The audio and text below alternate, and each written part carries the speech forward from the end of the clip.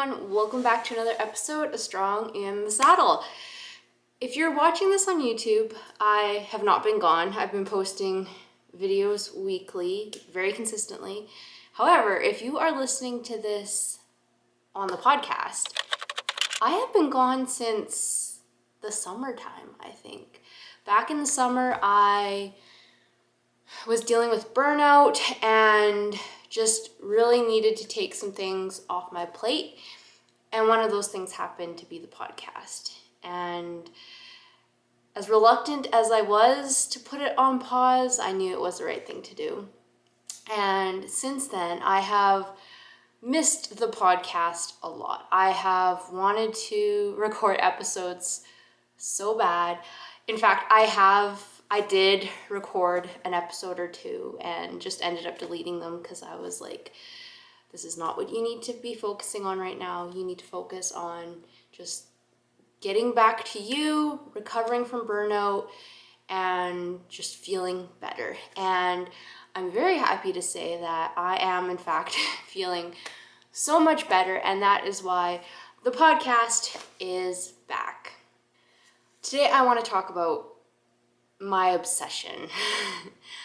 My obsession with horses and why it can be a problem. So through the years, I've had horses in my life since I was 10 years old. And throughout the years, I would say recently, I have noticed that I go through this pattern where I will get obsessed with horses. I will read all the books, listen to all the podcasts, watch all the YouTube videos. It's horses, horses, horses. That's what I think about. And I'm just immersed in horses. And then at some point, I reach this tipping point where horses is all I've been consuming and I get sick of it. I get burnt out on horses. And as some of you may have seen in my videos last fall, I get burnt out and I don't want to be at the barn. I have zero motivation to ride. I don't care about any goals that I have with my horses. I'm just done. And so, for years at this point, I have swung from super motivated and super obsessed with horses, just horse crazy, to totally unmotivated and burnt out and thinking about selling my horse. I haven't been that extreme recently, but I have definitely thought about selling my horses in the past. And after going through that cycle repeatedly, I'm at a point now where, first off, I've recognized this pattern and now I want to do something about it. I want to be able to kind of set up some guardrails for myself where, I don't have those wide swings. It's great to be obsessed with something, but like I said, after a while, you do get sick of it. As much as I love horses, if it's all I'm thinking about, eventually I get sick of it. And I really want to find this place where I can keep horses at a high level in my life, but not so extreme that I am always riding that thin edge of you're gonna burn out on this. I want to keep myself more in the middle where I have these bumper rails where not getting too obsessed, but not getting burnt out. Horses are always in my life. I'm achieving my goals. They're important to me. I'm always, for the most part, motivated to do things with them and get things done. But again, not burning out. So I've had to give a lot of thought into how can I do that? How can I do that? Because I feel like part of this is it's just my personality, right? I find something, I get a goal, and I fixate on it. And obviously I can't change my personality. That is just kind of who I am to a certain degree. But I do want to just create frameworks in my life where I can better manage this, I guess is the best way to put it.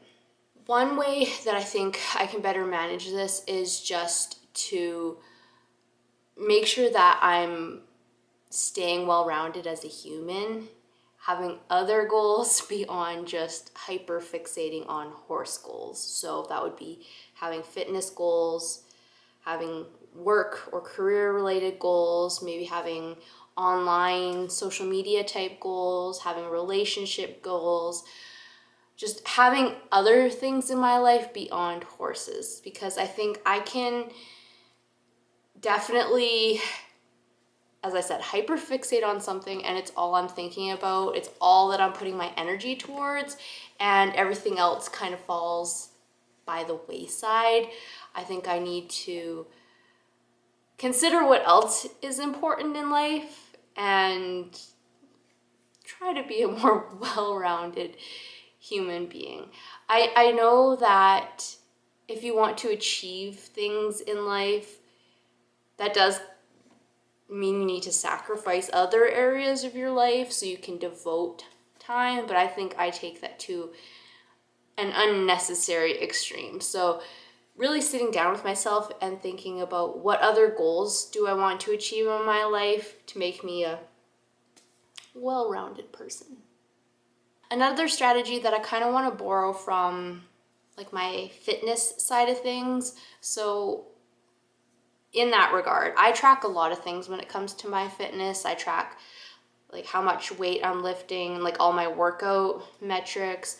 I track things like my body fat percentage, my step count. Like there's various things when it comes to my fitness that I track. And because I'm continually tracking those things, it's kind of gamified where sometimes, I want to, like reach a certain step goal, or I want to make sure I track that one thing because I don't want to break the chain.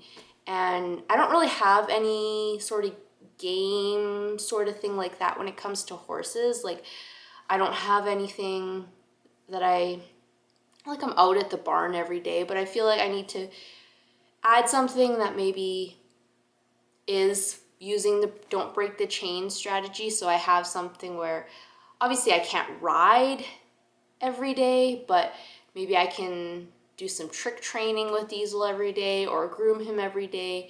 Like something that's going to get me out there and get me motivated to work with my horses every day. I think that'll help when I'm on the not motivated and burnt out phase of my horses in my life. Another thing that I think will help me when I'm not feeling motivated is setting some more concrete goals when it comes to specifically myself and Diesel. The first year that I got Diesel, I was very motivated. We competed in a ton of shows. We did 2 clinics, I think. Yeah, a ton of shows. I was super motivated to get out there, to train, to work hard, do better, all the things. In 2023, I did not have that. I did not show at all, did not go to any clinics. Like Diesel did not leave the property last year. And my progress with him reflected that. I just felt kind of lost and without purpose. And so I think for 2024, it's going to be really important to avoid having periods where I'm lacking motivation and not wanting to go to the barn. It's going to be really important for me to set some goals, likely competitive goals. Not specifically saying like I want to go do this competition and win, but at least do the competition. Like get my horse off the property, see what we're made of, that sort of a thing. I think that's going to go a long way to help us start progressing again this year after, I would say we kind of regressed a little bit in 2023. And I don't like that at all. I think that it's kind of funny to consider that being obsessed with horses would be an issue. I mean, growing up, I was a horse crazy girl, and I don't know, it was a good thing, I think, right? Like it kept me out of trouble. It kept me taking care of my horse and improving as an equestrian in those early stages in my horse career, it was a good thing. My walls were covered in horse posters and all of that. But I think as you get into different phases of life, you realize there is other areas of life that are also important. And as a busy professional, like I am a public accountant and I only have so much bandwidth available. And if I'm devoting it all to horses, it might be distracting me from my work. And conversely, if I'm super busy at work, like I will be with tax season, my relationships with my horses, my progress with my horses is going to suffer. And I think as I've gotten older, just realizing that middle of the road and doing good in a variety of areas is a lot better than obsessing over one area and letting everything else fall off a cliff.